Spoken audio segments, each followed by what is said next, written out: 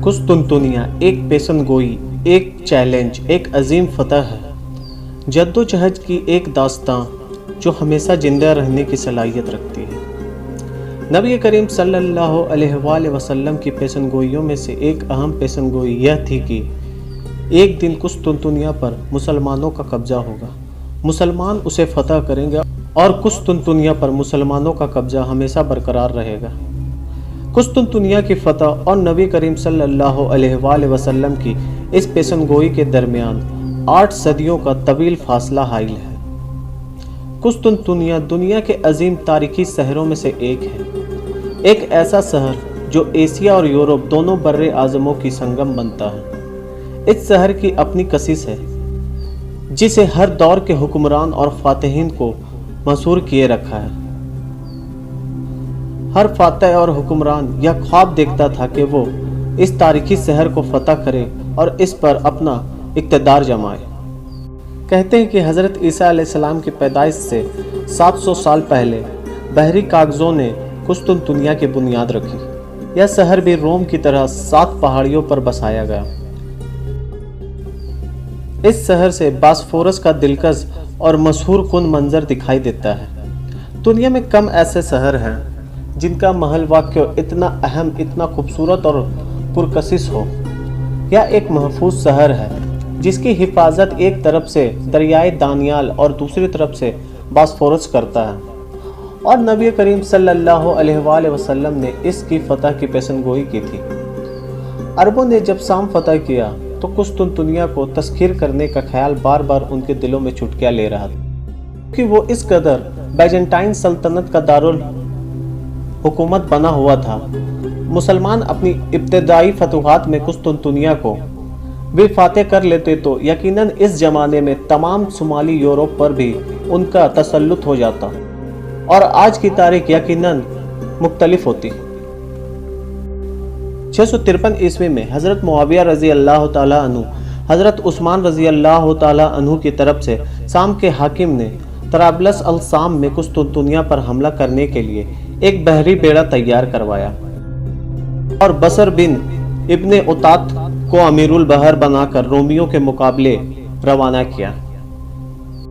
यह बेड़ा बड़ी शान से रोमी दारुल हुकूमत की तरफ रवाना हुआ। रास्ते में इसका मुकाबला रोमी बेड़े से हुआ, जिसमें रोमियों को शिकस्त से दोचार होना पड़ा।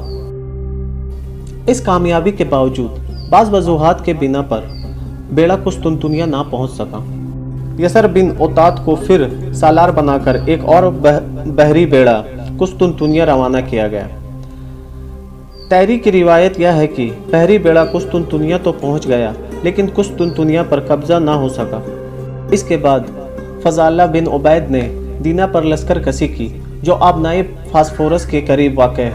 इस जगह से यजीद भी मिल गया, जिसे हज़रत मुआविया रज़ी अल्लाह ताला अन्हु ने लश्कर की इमदाद के लिए भेजा था। अरब मुअर्रिखीन लिखते हैं कि हज़रत मुआविया रज़ी अल्लाह ताला अन्हु ने 48 हिजरी सन 668 ईस्वी में कुस्तुनतुनिया पर हमला करने के लिए बर्री और बहरी रास्तों से फौजें रवाना की। इस बार लश्कर की कमान सुफियान बिन औफ को सौंपी गई। अमीर मुआविया रज़ी अल्लाह ताला अन्हु ने अपने बेटे यजीद को भी इस लश्कर के हमराह जाने का हुक्म दिया। इस फौज में हज़रत इब्ने अब्बास, हज़रत अब्दुल्ला बिन उमर, हज़रत अब्दुल्ला बिन ज़ुबैर और हज़रत अय्यूब अंसारी रज़ी अल्लाह ताला अन्हु जैसे जलीलुल कद्र सहाबा भी इस लश्कर में शामिल थे। आना मनूल के रास्ते पर लश्कर कुस्तुनतुनिया की तरफ रवाना हुआ और इसकी फसीलों के सामने जाकर डेरे डाल दिए। अरबों के बहरी जहाज बहीरा मारहुर के साहिल के साथ साथ फैल गए। अप्रैल और सितंबर 668 ईस्वी के दरमियानी अरसे में कुस्तुनतुनिया पर हमला कर दिया। इस बार फिर मुसलमान कुस्तुनतुनिया फतह करने में नाकाम रहे। सर्दी का मौसम शुरू हो गया और उन्हें मजबूरन एशिया को चाक के शुमाल मगरिब में फेज कया की तरफ वापस लौटना पड़ा। मौसम बहार की इमदाद में मुसलमानों ने कुस्तुनतुनिया का दोबारा मुहासरा शुरू कर दिया। बाज मुअर्रिखीन ने यहाँ तक लिखा है कि मुसलमान 7 बरस तक मुहासरा किए पड़े रहे। आखिरकार जब फतह की कोई सूरत दिखाई न दी तो मजबूरन वापस आना पड़ा। अतर मुअर्रिखीन यह भी लिखते हैं कि मुसलमानों की नाकामी का बड़ा सबब आतिशे यूनान थी। جس نے مسلمانوں کے بحری بیڑے کے ایک بڑے سے حصے کو آگ لگا کر تباہ کر دیا، اور جب مسلمان واپس ہونے لگے تب بھی آگ کی بارش کر باقی منات جہازوں کو سخت نقصان پہنچایا۔ اگرچہ رومی اور عرب مورخین اور ان کی تاریخ میں اس طویل جنگ کا ذکر با اتفاق رائے آتا ہے، تاہم وہ اس محاصرے کے بارے میں کوئی مفصل اور واضح بیان ہمارے سامنے پیش نہیں کرتے۔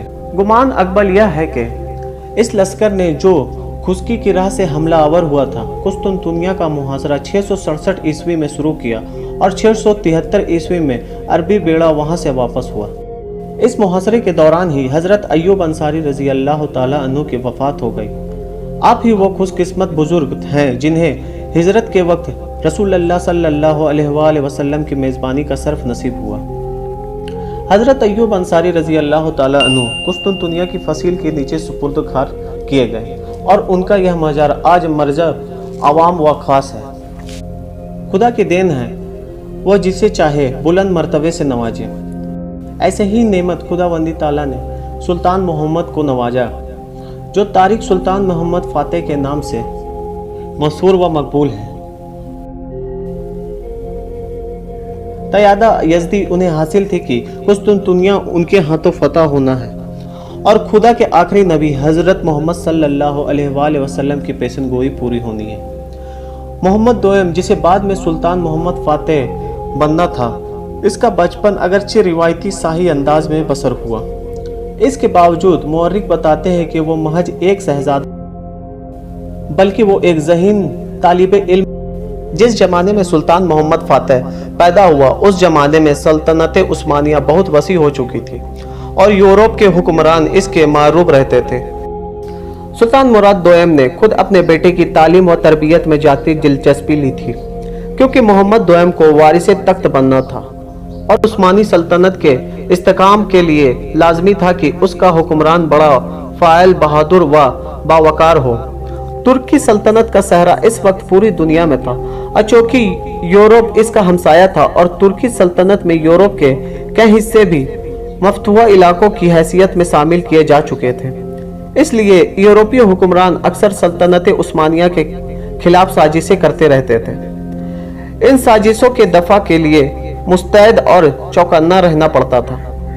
اس لیے نوجوانی میں محمد دوئم کو بہت سی ذمہ داریاں سونپ دی گئی تھی، تاکہ وقت آنے پر حکمران کے حیثیت سے اپنی تمام ذمہ داریاں بخوبی ادا کر سکے۔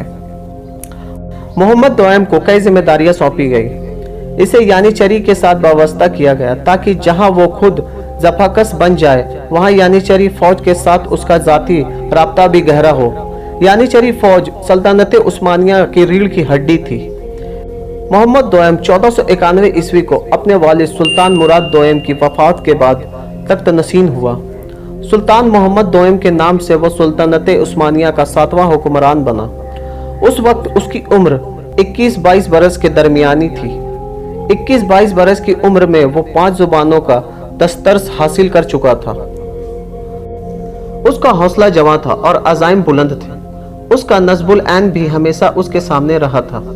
ایک شہر کی تسخیر جس کی فتح کی پیشن گوئی نبی آخر الزماں صلی اللہ علیہ وآلہ وسلم نے کی تھی۔ ایک ایسا شہر جو جیوگرافک اعتبار سے ایسے محل واقع کا حامل تھا کہ اس پر قبضہ کیے بغیر سلطنت عثمانیہ مکمل نہیں ہو سکتی تھی۔ جب تک یہ شہر فتح نہ ہو، سلطنت عثمانیہ ادھوری تھی، اور وہ شہر تھا قسطنطنیہ۔